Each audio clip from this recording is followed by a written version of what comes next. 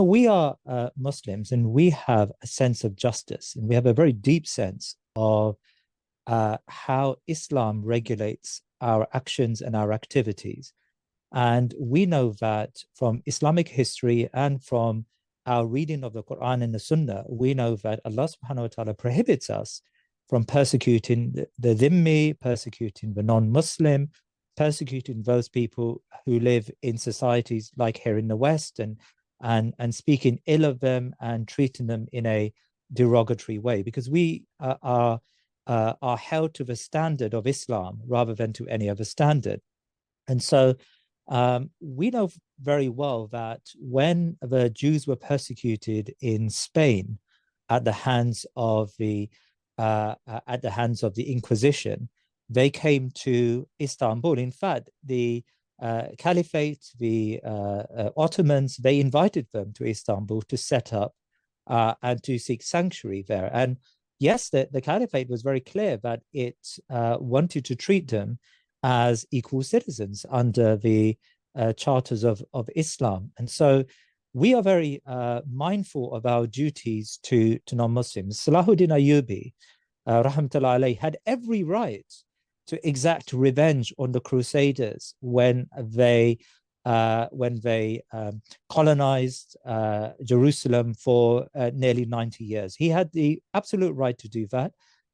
He had the absolute right to exact revenge on the horrific barbarism of the Crusaders when they first conquered Jerusalem. Not a single soul was left alive. They said that the Masjid al-Aqsa had blood all around it. They made Masjid al-Aqsa into a horse stable for their horses. So he had the absolute right to do so. Yet Salahuddin Ayyubi was imbued with the justice of Islam and the akhlaq of Islam, and he gave them all full sanctuary to leave the lands in peace. And that is the magnanimity and the chivalry that the Prophet ﷺ gave us when he engaged in his ghazawat and his battle. So this is not a clash against Muslims and Jews, and we should actually refrain from that type of language, because that is the agenda that the Israeli state wants us to fall into. They want us to posit this battle in that religious sense, and they will pick on the most inane. Some person in Karachi may make a statement out of anger, and their various propaganda channels will put that on full flow for everyone, presentation for everyone, and will suggest that, look, this is the Muslims, this is what they really believe. What we see is it's a classic case of Muslim land that has been colonized by foreign invaders. And actually, these are not just any foreign invaders. These are largely European invaders. This is the last outpost, colonial outpost of Europe and America in any part of the world. And the reason why they've been able to maintain that is because they've been able to deceptively argue that the perpetrators of genocide, the perpetrators of colonialism, the perpetrators of these crimes are actually victims. As you said actually earlier on, as Dr. Khalid mentioned, what has been wonderful, and I use the word wonderful advisedly. Of course, this is a tragedy of immense proportions, and we should never forget that. But something that has come out of this, which is very positive, is that the world's public opinion is shifting. And the obvious, I just read a tweet from Karen Atiyah, who is a journalist in the United States. I think she works for the Washington Post. And she talked about how, in many ways, what we're seeing now has triggered, she's a Afro-Caribbean, she's a Black American, has triggered this type of impulses we have when we think about the colonial settler project in America, right? And that's wonderful. Actually, that's a really good place for our arguments to be placed. We want these people to see that for what it is. For the first time ever, Dr. Rafakat, we now have a plurality, a majority of young Democrats that actually see the Israeli state to be an apartheid state, and they're ready to demonstrate against that. That's never been the case, by the way. In the United States, we have had a solid bipartisan support for Israel forever. That's always been there, right? The progressives as well as the right have been firmly in favor of Israel. Well, that's changing. And actually, really interestingly, just 2 or 3 days ago, the polls came out. There was a New York Times poll, and there was other polls that came out that suggested that in 4 of the 5 battleground states that Biden hopes to win in the next election, he's losing to probably Donald Trump.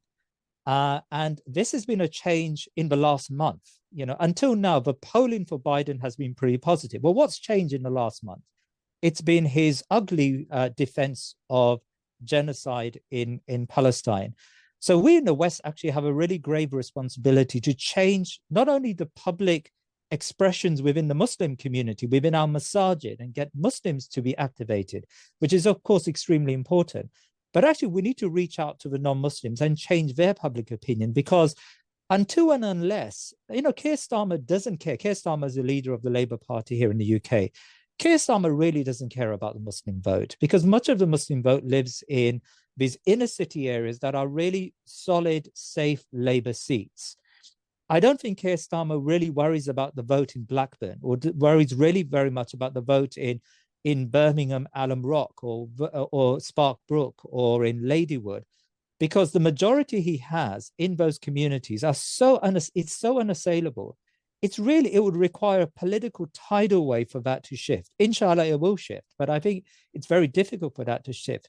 But if his non-Muslim base are calling him out for genocide, if his non-Muslim base in those seats, by the way, where he hopes to win, but those seats where there is enough moral consciousness, moral fiber, if that non-Muslim base is able to change or able to see our view, I think that would be an tremendous opportunity for us. And I think the same for those people. Sorry, I've gone on for so long here, but for those brothers and sisters in the United States, I sent a tweet out yesterday, which was quite provocative in a way, but it was a tweet about how I fear that Muslims in America have a greater responsibility than any of us, actually. And too many Muslims in America are still convinced in that American dream, in the American exceptionalism. And I sort of said in a very polite way to them, look, if the last 20 years hasn't taught you that America is a cause for evil in the world, then I feel that, you know, you should see what they've done in Gaza, and that should be a wake-up call for you. America is not a country you should be supporting. In fact, you should be working, and I said this in a very carefully worded way, because I know they get very triggered by these terms, but you should be working against the interests of the American state, because they are working against the interests of the entire Muslim world. Why is Antony Blinken moving from capital to capital in the Muslim world, trying to keep those Muslim leaders on side? Because he knows their thrones are shaking because of the weight of public opinion in those countries. Well, they need to see their own thrones shaking. They need to see that in Downing Street, in Washington, in the White House, their positions are weak.